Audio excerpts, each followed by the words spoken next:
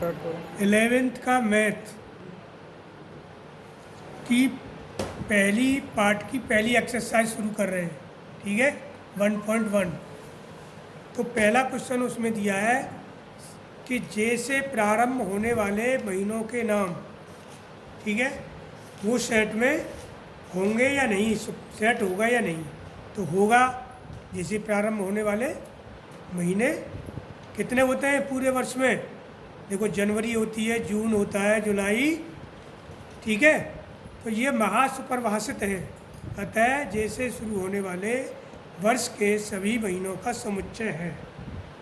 ये आंसर हुआ। अब दूसरा क्वेश्चन है कि कोई लेखक प्रतिभाशाली यानी प्रतिभाशाली लेखकों का समुच्चय होगा या नहीं। तो ये नहीं हो सकता, क्योंकि कोई लेखक प्रतिभाशाली हो सकता है, नहीं भी हो सकता।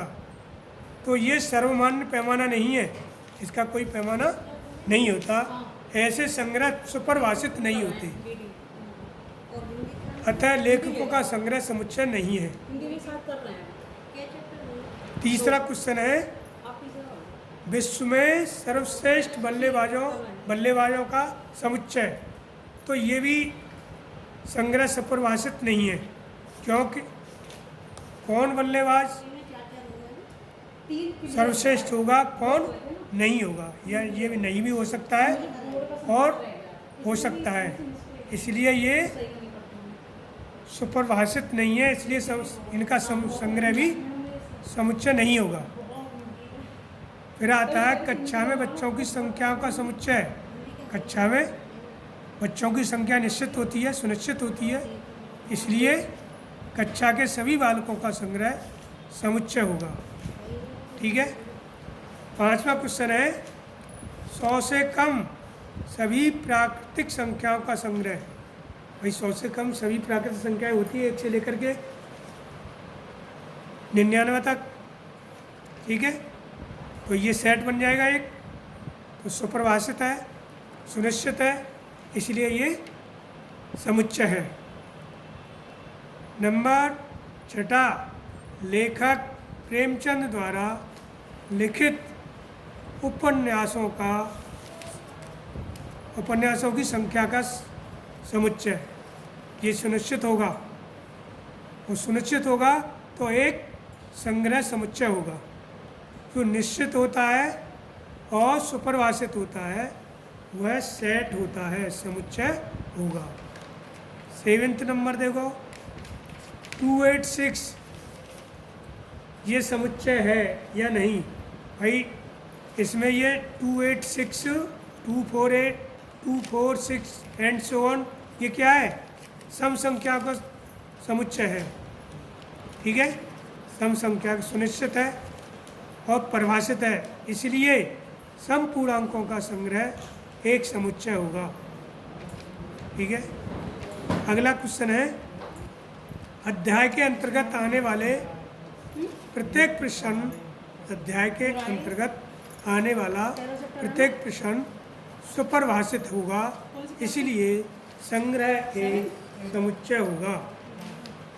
नंबर 9, किसी जानवर का खतरनाक होना न होना कोई पैमाना नहीं होता, इसलिए खतरनाक जानवरों का संग्रह समुच्चय नहीं है। यानी इसका मतलब यह है कि सुनिश्चित होना और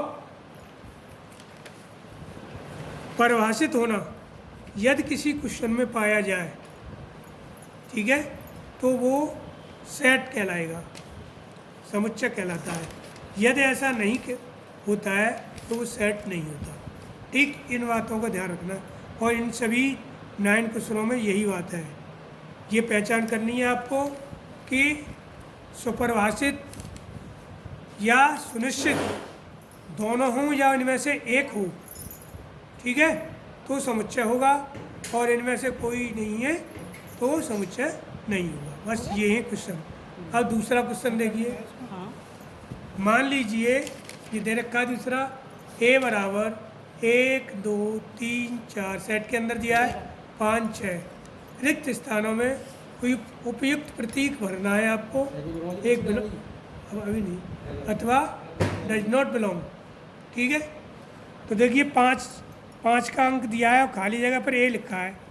ठीक है, तो 5 का अंक सेट के अंदर है तो बिलोंग करेगा। ठीक है, और सेट के अंदर जो अंक नहीं होगा वो डज नॉट बिलोंग का चिन्ह मैंने लिख दिया है।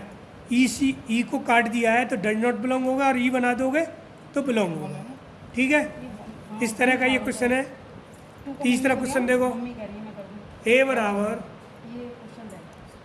ब्रैकेट के अंदर एक्स सच दैट एक पूर्णांक है और -3 less than x less than 7, यानी एक्स का मान -3 और 7 के बीच है।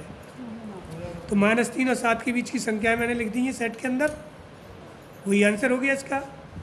दूसरा क्वेश्चन देखो, एक्स सच दैट संख्या 6 से कम एक प्राकृत संख्या है। 6 से कम प्राकृत संख्या है, बता दो, सेट में लिख दो 1 2 3 4 5, बस हो गया सवाल।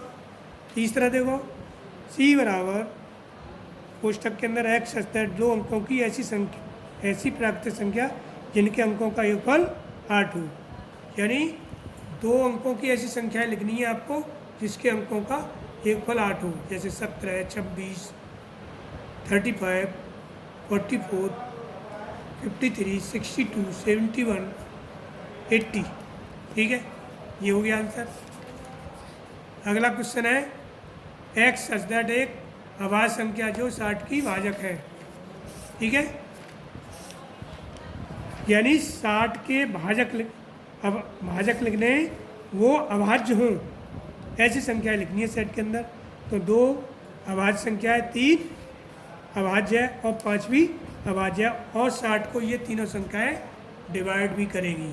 भाजक का मतलब ये डिवाइड करती है। ठीक है, अगला क्वेश्चन, ट्रिग्नोमेट्री सभी अक्षरों का समुच्चय।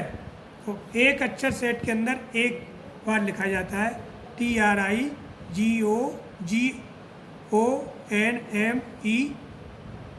और वाई, यानी सेट के अंदर एक अक्षर एक ही बार लिखा जाता है, चाहे कितनी बार आए, बस ये होता है।